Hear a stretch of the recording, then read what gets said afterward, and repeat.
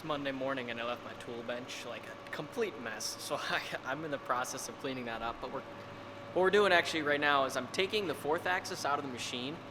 Um, we've owned this fourth axis as long as we've owned our machine and never have really taken advantage of it until just this past December. I put it in there for a part that didn't actually require fourth axis work, but it was the end of the year. We're getting ready to kind of chill out and coast through into the new year. I put it on because I was like, this has to get used. We spent a ton of money on it. Kind of a funny story. I'd say it was the fastest, like $20,000 I ever spent, because this was the demo machine from the showroom floor. And when we went and saw the machine, it had the fourth axis on it. So we had a contract written up to purchase the machine.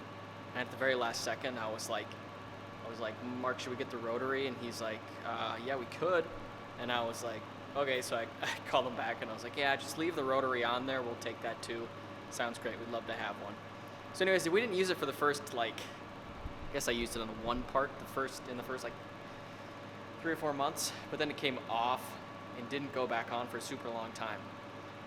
Put it on in December just to use it, because I was like, this thing needs to get used. It really has to be used. Anyways, super eye-opening. I think I've run 3 or 4 parts through it now, and yeah, now I'm just looking at putting a subplate underneath it so that we can mount it on and off much faster, getting some quick change tooling for the face of it with like a shelf, possibly an entire trunnion for the thing. So we're working through that. I've sort of started. I'll show you what I have so far. So that's, in theory, what this plate's going to look like. And it's also going to be pushed to the side there, because right now I think it removes about 8 or 10 inches of work envelope on the machine. And that'll gain back like 8 of it. So it'll be moved over, like the face of the rotary is currently here, and it's going to be moved back to there.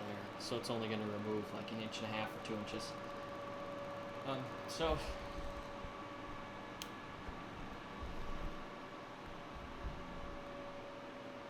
So that's super exciting. One of the things that makes it super easy to put on and off is this jib crane.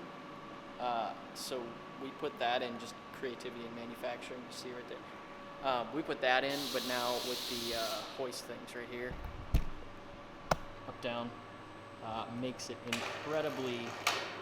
incredibly easy to hook it up, lift the rotary out, and put it over